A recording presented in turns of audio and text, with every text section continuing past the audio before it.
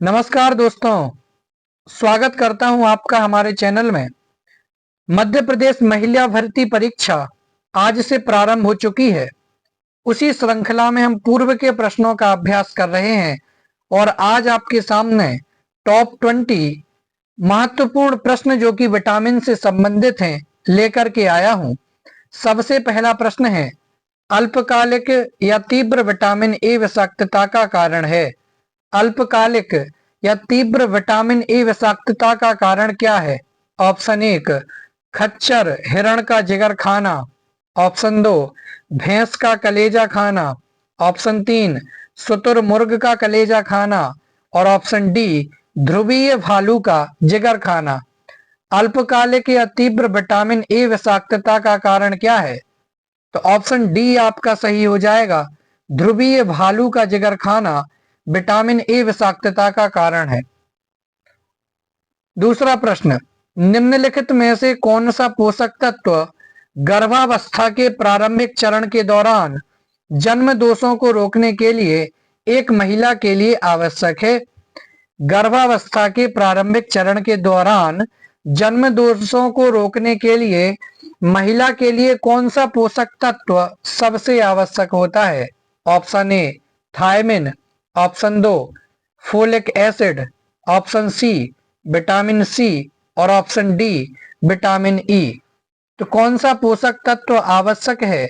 तो option number आपका B सही हो जाएगा कि फोलिक एसिड महिलाओं में गर्भावस्था के प्रारंभिक चरण के दौरान जन्म दोषों को रोकने के लिए सबसे आवश्यक होता है। तीसरा प्रश्न देखते हैं, निम्नलिखित में से किस खाद्य स्रोत में विटामिन सी का स्तर सबसे अधिक है? किस खाद्य स्रोत में विटामिन सी का स्तर सबसे अधिक है? ऑप्शन ए अजमोद, ऑप्शन 2 ब्रोकोली, ऑप्शन 3 काले किशमिश और ऑप्शन 4 संतरे का रस। बोलिए किसमें सबसे अधिक है? विटामिन सी का सबसे अधिक स्तर किसमें है? तो ऑप्शन नंबर सी आपका सही हो जाएगा कि काले किशमिश में विटामिन सी का स्तर सबसे ज्यादा है। चौथा प्रश्न देखते हैं कि निम्नलिखित में से कौन सा विटामिन रक्त का थक्का जमाने में मदद करता है? रक्त का थक्का जमाने में मदद कौन सा विटामिन करता है? तो ऑप्शन नंबर डी आपका सही हो जाएगा, विटामिन के। कौन सा? विटामिन के रक्त का थक्का जमाने में मदद करता है। पांचवा प्रश्न देखते हैं, विश्व भर में बच्चों में अंधेपन का प्रमुख कारण कौन सा है? अंधेपन का प्रमुख कारण कौन सा है? Option A glaucoma, option B मोतियाबिंद, ऑप्शन 3 रंग अंधापन या ऑप्शन डी विटामिन ए की कमी। तो दुनिया भर के बच्चों में अंधेपन का मुख्य कारण होता है ऑप्शन डी विटामिन ए की कमी, कि विटामिन ए की कमी मुख्य रूप से अंधेपन का कारण होती है। आगे देखते हैं छठवें नंबर का प्रश्न, निम्नलिखित में से किस विटामिन की कमी से बेरी बेरी रोग होता है? बहुत अच्छा प्रश्न। किस विटामिन की कमी से बेरी बेरी रोग होता है? ऑप्शन ए विटामिन बी1 की कमी से, ऑप्शन 2 विटामिन बी2 की कमी से, ऑप्शन 3 विटामिन बी6 की कमी से या ऑप्शन डी विटामिन बी12 की कमी से। किस विटामिन की कमी से बेरी बेरी रोग होता है? तो ऑप्शन नंबर ए आपका सही हो जाएगा कि विटामिन बी1 की कमी से बेरी बेरी रोग होता है। आगे बढ़ते हैं सातवें नंबर के प्रश्न की तरफ। स्कर्वी रोग होने की सबसे अधिक संभावना किसे होती है? स्कर्वी रोग होने की सबसे अधिक संभावना किसे होती है? देखिए होता विटामिन सी की कमी से है, लेकिन किसे होती है सबसे ज्यादा संभावना? ऑप्शन एक गर्भवती महिला, ऑप्शन बी कुपोषित बच्चे को, ऑप्शन 3 लंबे समय से शराब पीने वाले को और ऑप्शन 4 भोजन विकार एनोरेक्सिया नर्वोसा से ग्रस्त व्यक्ति को। तो स्कर्वी रोग होने की सबसे अधिक संभावना किसको होती है? कि जो व्यक्ति लंबे समय से शराब पी रहा है या जो व्यक्ति लंबे समय से शराब पीने वाला है उसे स्कर्वी रोग होने की सबसे अधिक संभावना होती है। आठवां प्रश्न देखते हैं, निम्नलिखित में से कौन सा विटामिन हार्मोन हार्मोन और दृश्य वर्णक दोनों के रूप में कार्य करता है? बहुत ही अच्छा प्रश्न। कौन सा विटामिन जो कि हार्मोन और दृश्य वर्णक दोनों के रूप में कार्य करता है? बहुत ही अच्छा प्रश्न। Option A thiamine, option B retinal, option C riboflavin और ऑप्शन डी फोलिक एसिड। तो कौन सा विटामिन हार्मोन और दृश्य वर्णक दोनों के रूप में कार्य करता है? तो ऑप्शन बी आपका सही हो जाएगा कि जो रेटिनल है वह हार्मोन और दृश्य वर्णक दोनों के रूप में कार्य करता है। 9 नंबर का प्रश्न देखते हैं। निम्नलिखित में से किस पोषक तत्व की कमी से मेगालोब्लास्टिक एनीमिया होता है? किस पोषक तत्व की कमी से मेगालोब्लास्टिक एनीमिया होता है? ऑप्शन ए फोलिक एसिड की कमी से, ऑप्शन बी नियासिन की कमी से, ऑप्शन सी पाइरिडोक्सिन की कमी से और ऑप्शन 4 कोबालामिन की तरफ से।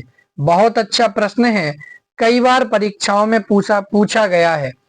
पोषक तत्व की कमी से कौन सा रोग होता है? किस पोषक तत्व की कमी से मेगालोब्लास्टिक एनीमिया होता है?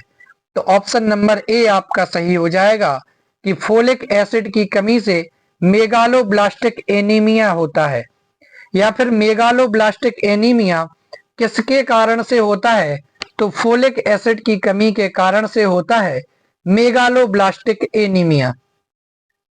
10वें नंबर का प्रश्न देखते हैं। निम्नलिखित में से कौन सा वसा में घुलनशील विटामिन है? ये प्रश्न पूछे गए हैं अनेकों बार। जल में घुलनशील विटामिन कौन सा है? वसा में घुलनशील विटामिन कौन सा है? Option A vitamin B, option B vitamin C, option C vitamin B12 और ऑप्शन डी विटामिन के।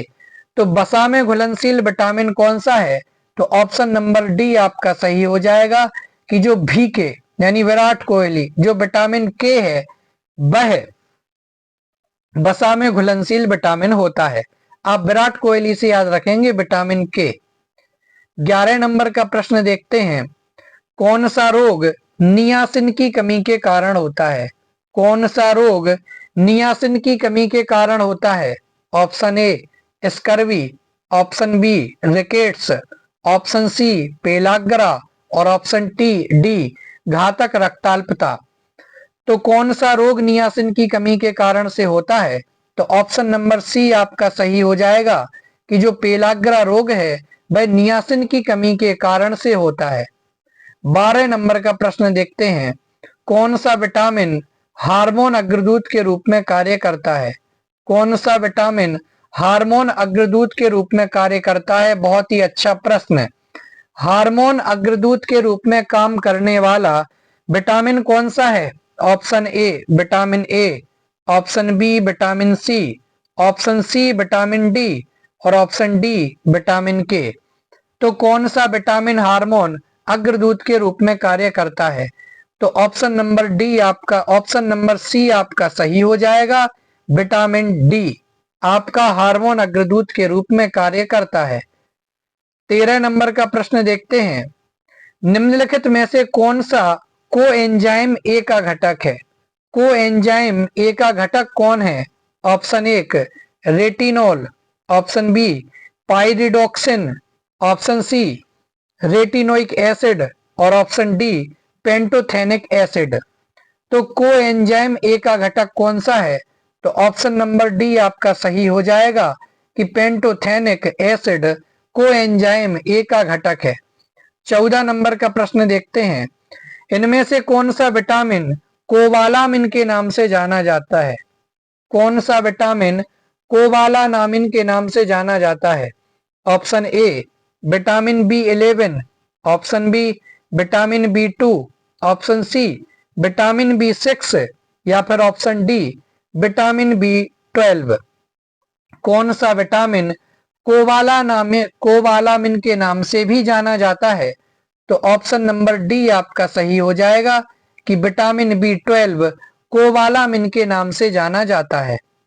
15 नंबर का प्रश्न देखते हैं। एस्कॉर्बिक एसिड के बारे में निम्नलिखित में से कौन सा कथन गलत है? एस्कॉर्बिक एसिड के बारे में कौन सा कथन गलत है? ऑप्शन ए यह एंटीऑक्सीडेंट गतिविधि दर्शाता है। ऑप्शन बी, यह एक प्रबल अपचायक है। ऑप्शन 3, इसे शरीर में संश्लेषित किया जा सकता है। और ऑप्शन डी, कोलेजन के प्रोलिल और लाइसिल अवशेषों के हाइड्रोक्सिलेशन में शामिल है। तो एस्कॉर्बिक एसिड के बारे में कौन सा कथन गलत है?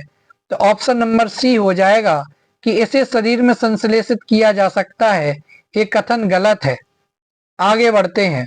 16 नंबर का प्रश्न, निम्नलिखित में से कौन सा विटामिन सह एंजाइम के रूप में कार्य करता है? ये भी अच्छा प्रश्न है। सह एंजाइम के रूप में कौन सा विटामिन कार्य करता है? Option A vitamin A, option B vitamin C, option C vitamin B और ऑप्शन डी उपरोक्त सभी। तो कौन सा विटामिन सह एंजाइम के रूप में कार्य करता है? तो विटामिन ए भी सह एंजाइम के रूप में कार्य करता है। विटामिन सी भी सह एंजाइम के रूप में कार्य करता है। विटामिन बी भी सह एंजाइम के रूप में कार्य करता है। इसलिए ऑप्शन डी आपका सही हो जाएगा, उपरोक्त सभी। 17 नंबर का प्रश्न देखते हैं। निम्नलिखित में से कौन सा खाद्य पदार्थ विटामिन ए का सबसे अच्छा स्रोत है? विटामिन ए का सबसे अच्छा स्रोत क्या है? ऑप्शन ए शकरकंद, ऑप्शन बी मुर्गी पालन, ऑप्शन सी फलियां और ऑप्शन डी डेयरी उत्पाद। विटामिन ए का सबसे अच्छा स्रोत क्या है? तो ऑप्शन नंबर ए आपका सही हो जाएगा कि शकरकंद विटामिन ए का सबसे अच्छा स्रोत है। 18 नंबर का प्रश्न ऊपर आ गया था, जल वसा में घुलनशील विटामिन। इधर कह रहे हैं कि कौन सा जल में घुलनशील विटामिन है? जल में घुलनशील विटामिन कौन सा है? Vitamin B one, vitamin C, vitamin B two या फिर उपरोक्त सभी। तो जल में घुलनशील विटामिन कौन है? विटामिन बी1 भी है, विटामिन सी भी है, विटामिन बी2 भी है। इसलिए ऑप्शन नंबर डी आपका सही हो जाएगा, उपरोक्त सभी। कि जल में घुलनशील विटामिन कौन सा है? तो ऑप्शन डी हो जाएगा आपका, उपरोक्त सभी। 19 नंबर का प्रश्न, मांसपेशियों में कमजोरी और लाल रक्त कोशिकाओं की नाजुकता में वृद्धि खाली स्थान के कारण होती है। तो मांसपेशियों में कमजोरी और लाल रक्त कोशिकाओं की नाजुकता में वृद्धि किसके कारण से होती है? ऑप्शन ए विटामिन ई की कमी के कारण से, विटामिन डी की कमी के कारण से, विटामिन सी की कमी के कारण से या विटामिन ए की कमी के कारण से। बहुत अच्छा प्रश्न है, याद रखेंगे। ऑप्शन डी आपका सही हो जाएगा कि मांसपेशियों में कमजोरी और लाल रक्त कोशिकाओं की नाजुकता में वृद्धि विटामिन ए की कमी के कारण से विटामिन ई की कमी के कारण से होती है। ऑप्शन नंबर ए आपका सही हो जाएगा। आगे बढ़ते हैं। 19-20 नंबर का प्रश्न, निम्नलिखित में से विटामिन के का वैज्ञानिक नाम कौन सा है? ये भी अच्छा प्रश्न है। विटामिन के का वैज्ञानिक नाम कौन सा है? Option A ascorbic acid, option 2 phytonadione, option 3 tocopherol और option D pantothenic acid. Vitamin K का वैज्ञानिक नाम कौन सा है? तो ऑप्शन नंबर बी आपका सही हो जाएगा, फाइटोनाडियोन विटामिन के का वैज्ञानिक नाम है। आगे बढ़ते हैं। बस इस प्रकार से ये थे हमारे 20 महत्वपूर्ण प्रश्न जो कि अभी हमने यहाँ पर आपके सामने रखे। यहाँ से आने की प्रबल संभावना बन सकती है, प्रश्न आपसे यहाँ से पूछे जा सकते हैं। इसके अतिरिक्त एक नया प्रकल्प शुरू कर रहे हैं। हमने अपना टेलीग्राम चैनल बना लिया है और उसका लिंक हम डिस्क्रिप्शन में रख रहे हैं। वहां हम प्रश्नोत्तरी बताएंगे, आपको काफी सारे प्रश्नों को पूछा जाएगा, क्विज चलेगी। तो आप सभी वहां जुड़ सकते हैं और महत्वपूर्ण प्रश्नों का लाभ ले सकते हैं। धन्यवाद। जय हिंद, वंदे मातरम।